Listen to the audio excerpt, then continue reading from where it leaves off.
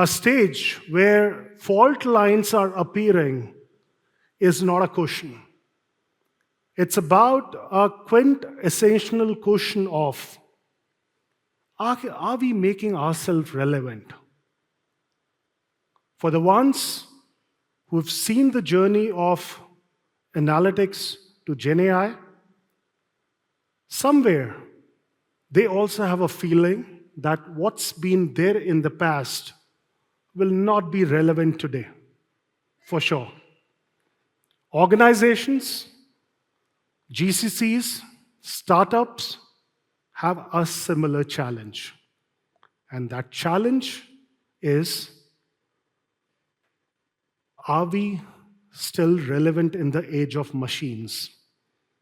And I used to tell very, very frequently, I think what Gen AI has done very clearly has tickled our egos big time. And that's where that constant urge and yearning for, can I do better, still remains. Everyone knows what went into the making of ChatGPT. More importantly, this is a session for the ones who haven't caught up on the AI journey, what we call laggards in our own sense. And what smartly this time laggards, what they're trying to do is very, very critical. Get hold of Gen AI applications which are available on the go. Get used to generating synthetic data available in abundance from a lot of data annotation companies. Run applications on the go. And you're getting results in marketing, you're getting results in ops, you're getting results in supply chain, customer experience, finance, HR, and it's phenomenal. The biggest question still remains. What is that if this pace of Gen AI adoption remains, what exactly we all should be doing 3, 4, 5 years from now? More importantly, the market per se is galloping more than we could ever think. Well, for the ones who are aware, AI analytics is a separate segment, which is close to about $250 billion, growing at a CAGR of 24%. Gen AI standalone opens up a segment which wasn't existing until ChatGPT was unveiled. And within the next few years, it will be easily $100 billion at a CAGR of 30+%. And I can tell you, if I'm showing the slide next year, the CAGR will be much more faster. And it's not about that. Now, if you look from a lens, the ones who are tracking this market, even the tech behemoths and the majors are partnering with niche boutique AI players. Why is that? Anyone who can answer this? Why the tech behemoths are actually partnering for the first time with those fragile, pure play, very niche boutique players? Any responses? Say that again. They're disruptive. What else? Sorry? Agile. They're more innovative. What else? Curated data sets. Technology conversions, right? I think all of what you said is true. Because that pace of I can do myself versus I can actually build through the ecosystem holds very true now. And which is where the landscape has started changing much faster than what we can actually assume. And that landscape is all about where are we on our maturity of AI analytics. 2 decades I've spent into this field. More than anything else, what I've learned through the aggregated knowledge and wisdom of the leaders, what we have, 1,200 plus, and many of them are acquaintances, friends, extended family, as I call it. Last 1.5 years, I've seen a bit of soft lump in their throat when I'm talking to them about this industry. And that lump denotes something which is, look, I was very true about this, that this industry haven't seen any kind of, let's say, recession, so-called. Opportunities have always grown. We have found much more than what we call the merrier side. But today, it's a stage. My experience, the folks' experience in the front, and the experience at the back doesn't matter. Over the last 6-7 months, we've interacted with multiple kids, and I call them kid, Gen Z, Gen Alpha. Some of them participated in our event last year. We have now, rather last time in GCCX, we had invited a few of them this time as well. One of the things which is coming very clearly, imminently from them, they are not shying away from trying something which they don't know. And the reason over there, which is coming out as a revelation to us, the sum total of knowledge what they are possessing by converting a simple extraction to a kind of a, let's say, abstract of a essay to kind of really drawing images, creating a kind of a, let's say, good image pool. They're all using Gen AI in a very democratized fashion. And that's phenomenal. Which is where the power of anyone today writing on the LinkedIn, I'm 20 years of experience in AI, guys, doesn't work. And for the ones who also write on the LinkedIn practitioner, AI expert, not happening. Start writing connoisseur, savant, enthusiast, much more relevant today. And it's not about me, it's about the industry which is talking about this. That today, for the first time, some really piece of element, let's call it Gen AI for the lack of better word, has really challenged the status quo of even analytics AI industry. Because we were always clear about the progression of analytics to AI. What we were not clear about was the democratization of AI, which is in now the hands of the users. So what we did, last 3-4 months, we've been running a survey. TLC, 1,200 population, a big number. The whole idea was that, tell us what exactly you guys are doing in Gen AI. As you can see at the back, more than the numbers, one of the things which I also mentioned in the beginning, now is the time for the organization to drop their business plans. And I'm making it very categorically provocative. Gone are the days of annual operating plan if you don't have AI strategy built into your plans. It won't work. The sum total of decision making or the intelligence at scale with AI is where the boards, the CXOs or the leaders are gaining, and they will only gain when they start internalizing AI at scale.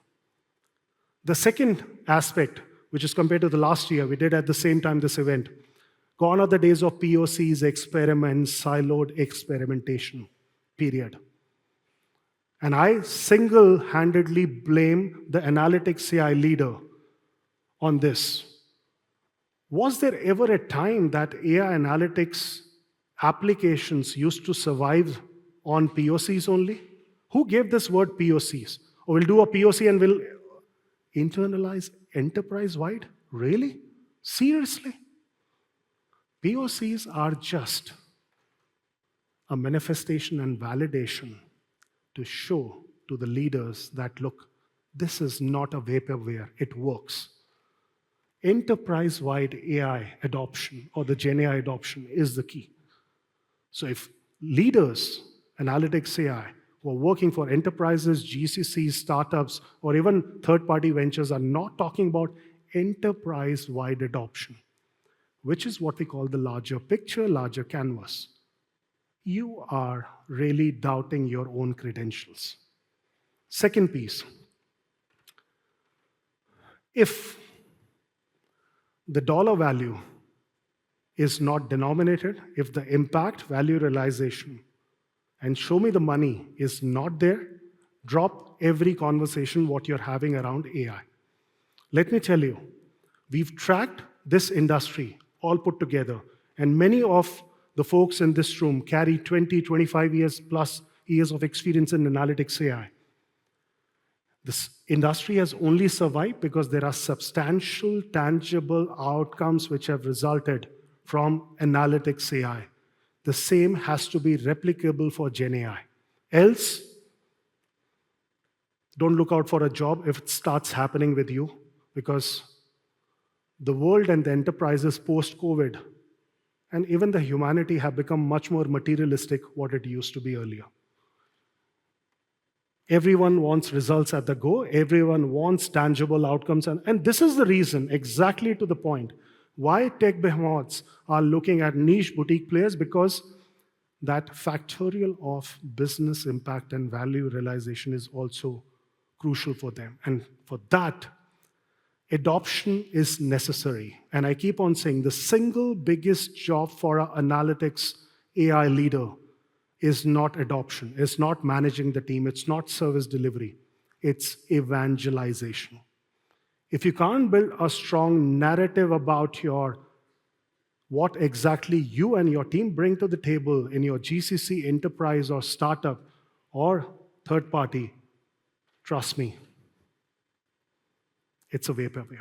Second observation, analytics AI leadership has a deficit, a strong deficit. And I'm not saying that because we have so many leaders. I'm saying that because as an industry, it needs a very premier set of thought leadership. So what's thought leadership out here? Any responses on what's a thought leadership in events can't do anything for you. And that's lacking. I'll tell you why we are lacking. We compare ourselves with our peers. We try to emulate.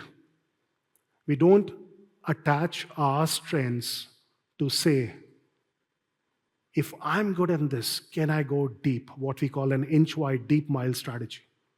We try to follow, oh, this guy has a very good D2C experience in analytics. Let me try to kind of do that. No. See, all these POVs will only come when you're passionate about what you understand and you're deeply inquisitive about going deep into understanding it further. And that has to be distinct. I'll take another case. Why many of the pure play analytics companies are struggling. There are 422 analytics companies which are from a scale viewpoint of 1 million to almost 300 million. Many of them are successful, but 85% of them are languishing in 1 to 5 million. Why is that? It's a capability issue. A supply chain analytics or a marketing analytics or a customer analytics is the same. But how you position your capabilities, how you demonstrate and exhibit your solutions, your artifacts, your collateral becomes equally more important. And that's where the distinction lies. The smarter companies have figured it out, and many of them are still figuring it out.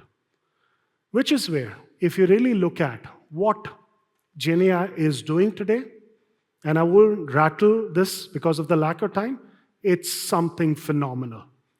Right from the rags, what Ashutosh talked about, the agentic AI kind of, let's say, noise, what we are having, and we have a session, to the vector databases, to democratization of AI at scale, it's happening on the go, and this time it's dovetailed and integrated with cloud, edge AI, and absolutely a very finer element of data engineering and new age technology. For the first time ever, we are seeing a kind of synthesis of AI, blockchain, cybersecurity, and other new age technologies coming together.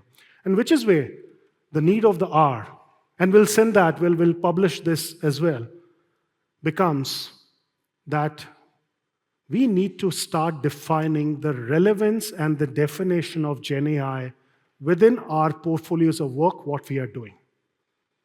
Otherwise, we will just be a clutter, we will just be a mainstream, and we will not be able to see really something which catches the optics. And maybe this is a challenge when you talk to what I call really the ones who are learning. They say, Samir, I spent 20 minutes with a 2-decade person you wanted me to meet. I haven't understood anything.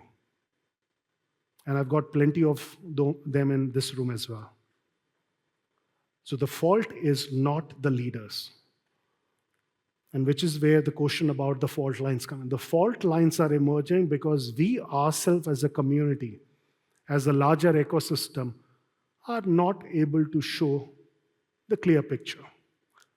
A movie is as good as a director and as sharpened position as the director wants it. And what I urge this community of AI analytics leader, start creating your own movie. Whether it's a 𝗱𝗶𝗶𝗀𝗀 or 𝗱𝗲𝗹𝗶𝗀𝗀, time will tell. But the fact is, and both are successful, the fact is, start speaking. Analytics AI needs provocation. It needs that clear articulation what the other sections of businesses have. Under the garb of technology, nomenclatures, acronyms, definitions, we are missing the real stuff. And I think that stuff is all about today evangelizing and simplifying what analytics AI stands for. I could have done much more, but this is a time I also want to announce as one step. One of the things which I'm sure for the ones who are associated with 3AI have always realized, we have a knack of doing something differentiated. Many of us, when we take a feedback, don't realize that what you're telling me, Kapil, NK, and my team members, we are absorbing. And some of that goes into our offerings. And we are suckers for something which doesn't exist and absolutely rebellious when it comes to someone saying, please don't do it. And we would like to do it. One of the things which I have tossed up some point of time with the folks, we lack today maturity benchmarking in analytics AI industry. And that benchmarking in terms of referencing, in terms of assessment, in terms of profiling is equally crucial today when we are talking about every GCC also becoming a thought leader in the market. Let me tell you, if today GCCs and GenAI are the two buzzwords, there is a reason. And that reason also has a flip side. Tomorrow, if you're part of GCC, or if you're already kind of, let's say, thinking of going into GCCs, there is a clamor for talent as well. Trust me, day in, day out, the GCC leaders are saying that, look, how do I attract the best of the analytics AI data talent? Even GCCs from the parent companies are saying, if you guys want to really do that transformative, value-accretive work from India, how exactly do you go about establish an AI analytics center of excellence? Now, some of these questions, when we debated, I found a gentleman called Gaurav Vasu. Now, Gaurav is the CEO of UnearthInsights. And the first two times when we met, we could not strike a chord. Obviously, because his views, my views were not matching. And then we said, there is one thing which is essential for us to really do, despite our thoughts not matching, is change the course for the GCCs in terms of how they look at their internal analytics AI maturity. With that, Gaurav, I want to invite you on the stage. Over to you.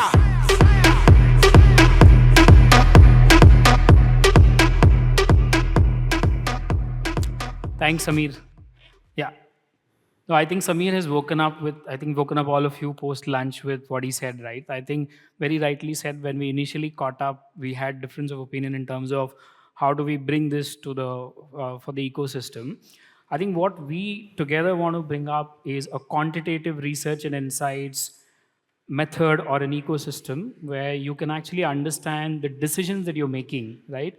It could be talent decisions, it could be your maturity assessment decisions, it could be your location decisions or partner decisions, right? A lot of you were talking to me in the room where you said you're trying to partner with startups, academics, but are you actually taking a quantitative insights-based decision, right? And there are 4 critical offerings which actually we want to talk about, or at least I briefly want to touch upon, which we want to bring up. One is, like Samir said, very important for us to understand what is the maturity of this practice today. When somebody from the headquarters comes in, whether the CFO, CIO, or the global analytics leaders, do they know where we stand, right, as an ecosystem or as an organization on the maturity curve, right? Change. And is that maturity based on a qualitative insight of certain case studies available somewhere in the public domain?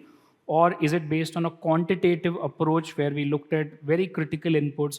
That's exactly what you all do for a living, right? Look at a lot of data. So can we take a quantitative approach to understand where are you on the maturity curve as against your industry peers today, all of you as friends in the ecosystem? Second is, like I said, and in fact, I was surprised last week when I met a lot of your country heads, and 10 of your current country heads came to us and said, in retrospect, we've actually gone to a tier 2, tier 3 location, and now we want to understand, have we done the right thing? Have we taken the right decision? And that's the second offering which we talk about, right? Which is, what is your scarcity index when you go to a certain location? Have you gone to a right location, a tier 1, tier 2 city? Do you have the right satellite partners to look at? And third is actually what we call as, do you partner with the right vendors, right? And I will call it as partners, not necessarily vendors. Are you actually working with, like Samir said, there are 400 plus larger plus boutique firms and startups in the market. Are you actually leveraging the right ecosystem partner? We again take a quantitative approach to help you evaluate a vendor based on a use case, right? If you're a risk analytics practice within AI and analytics, or if you're a retail merchandising practice, are you working with the right set of vendors who have a success which is a quantified success, not just because it's come from a reference and you're comfortable working with the vendor? And last but not the least is, today we actually, like Samir said, there's a dearth of access to insights and intelligence. We actually want to give you access to a knowledge repository of insights on the right case studies across sectors, industry landscape report. If you're a BFSI, or again, if you're an insurance GCC, do you have an access to a click of button insurance landscape report, which you can access every quarter, every year, and you can actually take insights and decisions out of that? Are you also evaluating vendors again and ecosystems and partners in the right way? I'll actually go a little deep into one of the first offering, which together we want to bring in partnership with the ecosystem. Again, like Samir said, I can't claim that I'm an expert, a quantitative, qualitative research experts with 5 years of running UnearthInsight or 15, 16 years of corporate experience. We want to together work with you and help you understand that, is your AI and analytics practice, does it have a seat on the table? Is it an observer GCC as an analytics team? Are you taking inputs from your strategic offices, CFO offices, and CIOs? And are you observing what they're trying to do and innovating? Or have you actually moved from left to right, which is, have you started taking strategic calls, and do you have a seat at the table with your CFO, CIO, and a Gen AI head? How many of you would also know that what is the tech and R&D spend, and what percentage of that is now exploding, moving towards applications? How many of you would know that what kind of startups that your headquarter is partnering? A lot of that will packaged in a index or a quantitative index, where we look at the kind of roles you have in India as compared to global, the kind of value and innovation that you're creating in terms of patents, partnerships. And third, which is also very important, are you doing it at the right price? In fact, I was just talking to a couple of the banking and financial services GCCs who talked about global competition from Turkey, Israel, Poland, some of the other geographies. What kind of strategic roles are they also capturing, right? The idea is to actually give you an index which helps you understand, are you on the left, and how are you actually moving to the other side and becoming a transformational GCC, where some of you will then start playing the roles of global heads, right? Where you will actually take calls of saying, what kind of future of a credit card business should look like? Will you be a conventional partner, or will you actually integrate Gen AI in building decision systems, strategic and risk systems, or what kind of a phygital retail platform your headquarters has to become? That's when you actually go on the journey and become transformational. So idea is, together, we want to bring realistic, quantitative research and insights, where we convert every use case research into a quantitative metrics, and we actually give you a real feel of where you are. And again, through the industry knowledge repository that we talked about, we also come together, handhold, and explain you how you can move from left to right. Again, this is something that we will sit down together with a lot of you in the room as leaders and co-create this, right? Like I said, we don't want to preach and assume that we know all the statistical parameters that we use. We want to co-create this. So thank you, Samir, for giving an opportunity to our team to actually come together and build this for the ecosystem. So QuantX essentially is a joint offering with 𝗃 and UnearthInsights. And first of all, let me put a disclaimer. This is not an analyst relationship firm we are creating. No. I think that concept itself needs a bit of revalidation, Gaurav, and we keep discussing. I think I'll give you some very brief genesis, paucity of time. 424 GCCs on our 𝗃i platform, distinct. Now, with that set of analytics AI leaders, we believe today, each one of them today have a realization that they need to really start measuring, validating, and benchmarking where they stand on their data, analytics, AI capabilities, and solutions versus the rest. B, what's happening from an overall landscape perspective. Third, this whole piece of make versus buy. Fourth, the talent in terms of even location specific. And last, more of very specific thematic reports. I think sum total of that, which is what Gaurav and me will start scheduling meetings with most of you in terms of really making you understand and also understanding what we bring to the table and also look at some joint business synergies. Thank you so much for your time. Just to set the ball rolling, so as I was talking to 𝗵𝗂 during lunch, he said, look, I've really warmed the whole piece of the audience out here. The second half today, from here on until the awards, let me tell you, every moderator and the speaker out here will be as provocative as they could be. Some of them show their provocation at home, but I've told them to display that at our stage as well, which is good. Parallel sessions will also happen in the innovation room, so both the sessions will go on. Our intent is to really make this session and the bunch of, I would say, the stuff, what's coming is something many of you haven't witnessed. So stay put, and thank you so much. Gaurav, we have a small token of memento. Thank you so much. Looking forward to catch up with you guys.